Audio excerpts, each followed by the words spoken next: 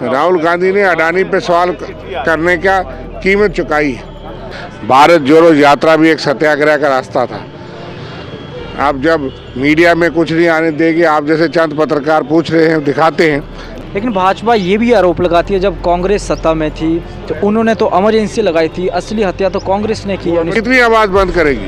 एक राहुल गांधी की आवाज़ बंद कर सकते, 140 करोड़ की आवाज़ बंद नहीं कर सकते। और यहाँ का जरा सा बात बोले, इसलिए देश के अंदर मेरे मिसालें ये हैं, देश के अंदर लोकतंत्र खत्म हो रहा है, बोलने की आज़ादी खत्म हो रही है। ये लड़ाई राहुल गांधी या कांग्रेस की नहीं है, आम आदमी की लड़ाई है, नागरिकों की लड़ाई हम लड़ रहे हैं। आज जेके फैक्ट की टीम सतवारी चौक पर है और यहाँ पर कांग्रेस द्वारा सत्याग्रह किया जा रहा है और इस समय देश के क्या हालात हैं वो हम सब जानते हैं और कांग्रेस उसी को लेकर जो है सत्याग्रह कर रही है। राहुल गांधी जी को 2 साल की सज़ा जो है सूरत कोर्ट द्वारा सुनाई गई, उसके बाद उनकी लोकसभा की सदस्यता भी रद्द होती है। उसके बाद कांग्रेस के कार्यकर्ताओं द्वारा पूरे देश भर के अंदर प्रदर्शन किए जा रहे हैं और ये कहा जा रहा है कि लोकतंत्र की हत्या की जा रही है। हमारे साथ बातचीत करने के लिए जम्मू कश्मीर के कांग्रेस के स्पोक्स पर्सन रविंदर जी हैं, उनसे बातचीत करेंगे कि आज जम्मू के सतवारी में जो ये सत्याग्रह चल रहा है, आखिर इसकी ज़रूरत क्यों पड़ गई। तो सबसे पहले यही सवाल रहेगा, क्यों आज सत्याग्रह की ज़रूरत पड़ गई कांग्रेस को? पूरा देश महसूस करता है कि 2014 के बाद सत्याग्रह ही सत्याग्रह का ज़रूरत पड़ गई। Dictatorship, undeclared emergency, Jammu Kashmir को जिस तरीके से इसका अस्तित्व, डोगरा रियासत का इतिहास मिटा दिया गया, जिस तरह के अधिकार ख़त्म कर दिए गए, किसी को बोलने की इजाज़त नहीं देते। आज भी सत्याग्रह जो है वो यहाँ पे कश्मीर में हमारे लोगों को गेट के अंदर, दफ्तर के अंदर बंद कर दिया गया। वो लाल चौक तक 100 मीटर नहीं जा सकते। अंग्रेज़ों के ख़िलाफ़ भी कांग्रेस पार्टी प्रदर्शन करती थी। अगर अंग्रेज़ ये नहीं करने देते, अत्याचार भी होते थे, लेकिन सत्याग्रह का रास्ता महात्मा गांधी ने दिखाया था। उसी सत्याग्रह से हमने अंग्रेज़ों को भगाया और अंग्रेज़ को छोड़ना पड़ा। लेकिन शायद उस शख्सी राज और अंग्रेज़ों के राज से भी बढ़ कर के दमन की नीति हो गई है कि आज दिल्ली के अंदर भी जो है वो सत्याग्रह की इजाज़त नहीं मिलती। सत्याग्रह सत्य और अहिंसा का रास्ता है कि जब जुबान आपकी बंद की जाती है तो आप जनता की संसद में जाते हो। राहुल गांधी की जुबान उन्होंने संसद के अंदर तो बंद की। वो गरीबों का मसला उठाते थे, बेरोजगारी का उठाते थे, किसानों का उठाते थे, महिलाओं का उठाते थे। अडानी जी और उनके रिश्तों की बात करते थे प्रधानमंत्री जी की, और कहते थे, पूछते थे कि क्या हो रहा है। 20,000 करोड़ जो फर्जी कंपनियां हैं, वो फर्जी पैसा कहाँ से आया? वो फर्जी कंपनियां हैं जो देश के लिए खतरा बन सकती हैं कि आप बड़े बड़े पोर्ट उनको दे रहे हो, जहाँ से जहाज आते जाते हैं, सारी चीज़ें अडानी के हवाले करोगे, उनकी कंपनी के। उसके पीछे कौन है? और वो सवाल पूछने की सज़ा ये है कि आज आपको दिख रहा है कि किसी न किसी तरीके से जो है वो सज़ा के बाद उनको निकाल दिया गया और जनता के अदालत में हम पहुँचे हैं। इसलिए ये सत्याग्रह चलेगा। और कहने का मतलब ये है कि हम इस सत्याग्रह को आगे ले जाएंगे कि महात्मा गांधी की वो स्पिरिट और आज़ादी की वो स्पिरिट जिंदा करनी पड़ेगी। लेकिन आज मुलाजमों के लिए आर्डर हो गया कि आप बोल नहीं सकते, आप कुछ लिख नहीं सकते। ऐसे तो मोदी जी कहते हैं डिजिटल इंडिया, ये तो कंप्यूटर, ये इंफॉर्मेशन टेक्नोलॉजी राजीव गांधी ने लाई थी। अगर वो ना लाते तो आज देश हमारा पीछे होता। डिजिटल इंडिया के नाम पे वो पैसे, वो कहते हैं डिजिटल इंडिया से लो और डिजिटल इंडिया का इस्तेमाल मत करो। मुलाजिम बोलेगा वो क्या देश का शहरी नहीं है? वो 10 से 4-5 अपनी नौकरी करता है, रुक जाइए, और उसके बाद जो है वो गुलाम है। तो सबको गुलाम बनाने की एक तरीका आकार है। जो बोलेगा वो देशद्रोही हो जाएगा, जो बोलेगा वो मोदी विरोधी बोलेगा। दिल्ली के अंदर पोस्टर लगे, मोदी हटाओ देश बचाओ, तो FIR लग गई आप पार्टी के खिलाफ। तो ऐसा तो मनमोहन सिंह के खिलाफ वो जो पोस्टर लगे, प्रेस एक्ट में ये मेंशन है कि जब भी कोई पोस्टर लगाता है तो उसमें मेंशन है, मैं जानता हूँ, उसमें मेंशन नहीं किया, गाइडलाइन करता है। प्रेस एक्ट की क्या जरूरत है? आप हाथ से पोस्टर लगा करके, हम रोज जुलूस निकालते हैं जिसमें लिखा होता है हम मोदी जी की पॉलिसी से सहमत नहीं है। कोई आदमी मोदी की पॉलिसी से सहमत नहीं है, अगर या कांग्रेस की पॉलिसी से सहमत नहीं है, आपकी पॉलिसी नहीं है, वो कह सकता है कि इनको हटाओ, दूसरा लाओ, और उसके ऊपर FIR हो गई। वो देशद्रोही हो गया। प्रधानमंत्री के खिलाफ बोलना बहुत संगीन जुर्म हो गया आज। और प्रधानमंत्री पिछले भी रहे। आप तो देश विदेश में जाकर के जवाहरलाल नेहरू को कोसते रहे, जो 10 साल जेलों में रहे, पहले प्रधानमंत्री। आपने इंदिरा गांधी को नहीं छोड़ा, आपने जर्सी गांव भी कहा। किसके लिए कहा? प्रधानमंत्री जी। आप 50 करोड़ की फ्रंट के नाम भी लेते हैं, प्रधानमंत्री की शैली थी। लेकिन जमहूरियत के अंदर सवाल उठाए जाते हैं और उसका तरीकाकार अदालत नहीं है, उसका जवाब होता है पब्लिकली। अगर मैं कुछ गलत कह रहा हूँ तो सुप्रीम कोर्ट ने भी कहा है कि टॉलरेंस रखनी चाहिए। ठीक है, तमाम डिफेमेशन ये सारी चीज़ें हम वो अदालत में करेंगे, वो कानूनी जंग है।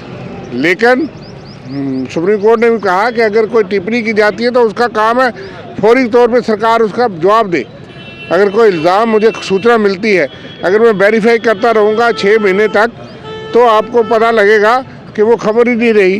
किरण पटेल की खबर आई तो सवाल पूछेंगे कौन है, जवाब आया क्या? कैसे आप एक PSO देने के लिए किसी बड़े से बड़े लीडर के लिए 10 बार वेरीफाई करते हो? कोई आदमी सेंटर से आ गया, 6 महीने वो नचाता रहा, उसके लिए किसके खिलाफ FIR लगाई? क्यों नहीं लगी FIR? कौन लोग जिम्मेदार हैं जिन्होंने कन्फर्म ही किया?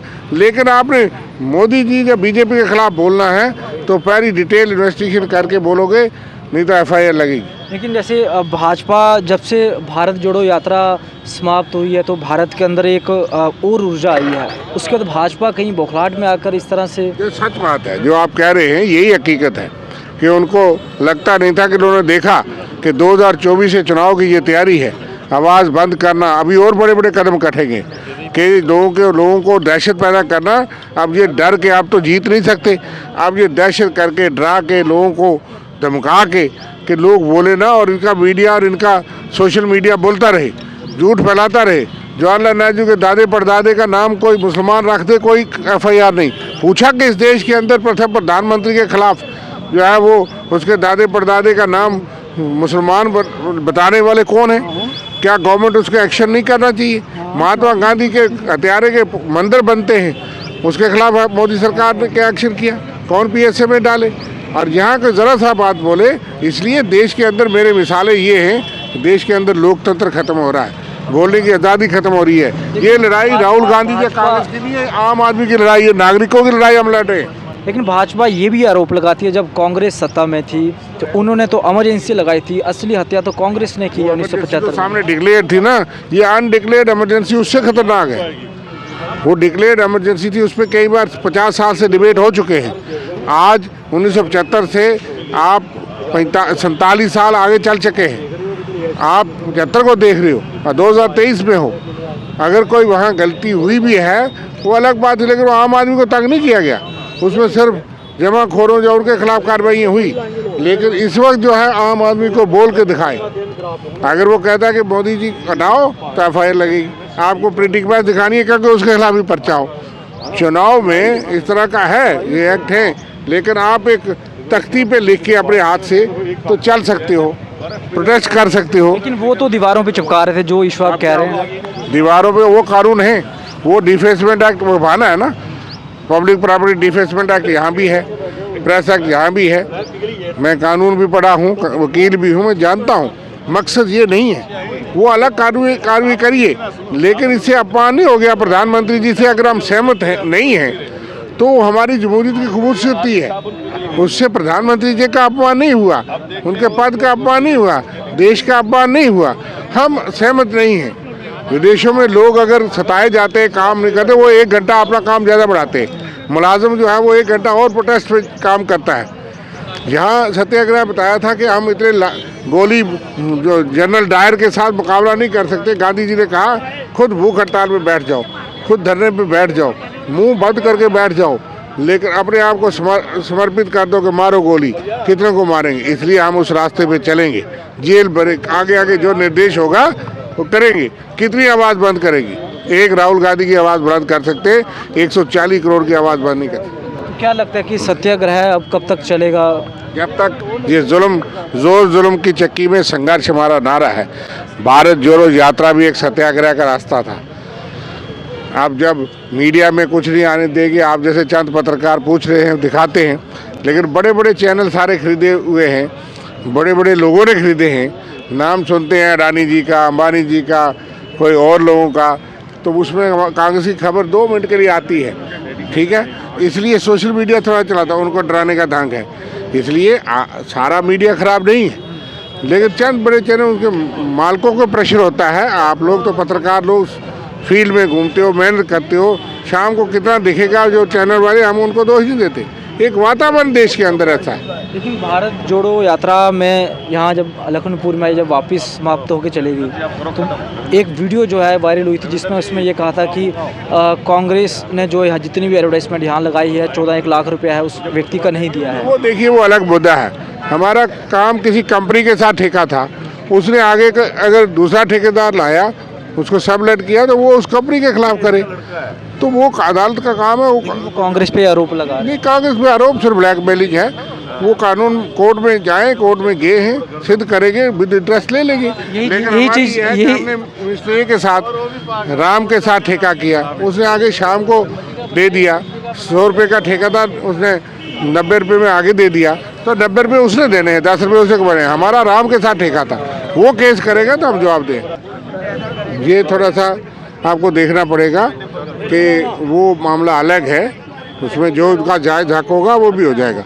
लेकिन फिलहाल इस वक्त जो बड़ा मुद्दा है कि हमको संघर्ष है जनता के लिए, आम आदमी के लिए, और आम आदमी की आवाज़ को बंद किया जा रहा है। उसमें कोई सेफ नहीं रहेगा। आज वो खामोश रहेंगे, कल उनका नंबर आएगा। तो इसलिए राहुल गांधी ने अडानी पे सवाल करने का कीमत चुकाई है, तो हम उनके साथ खड़े हैं, अपने नेता के साथ, कांग्रेस के साथ, लोगों के साथ, आम लोगों के साथ। बहुत बहुत धन्यवाद। रविंदर जी ने हमें बताया कि हम जो हैं अपने नेता के साथ खड़े हैं, हम आम जनता के साथ खड़े हैं, और जिस प्रकार से जनता की आवाज़ को दबाया जा रहा है, तो आने वाले दिनों के अंदर ये सत्याग्रह भी लगातार, जब तक लोकतंत्र अच्छे तरीके से, व्यवस्थित तरीके से ठीक नहीं होता, ये लगातार चलता रहेगा। बने रहिए जेके फैक्ट के साथ। मैं हूँ प्रदीप जम्वाल।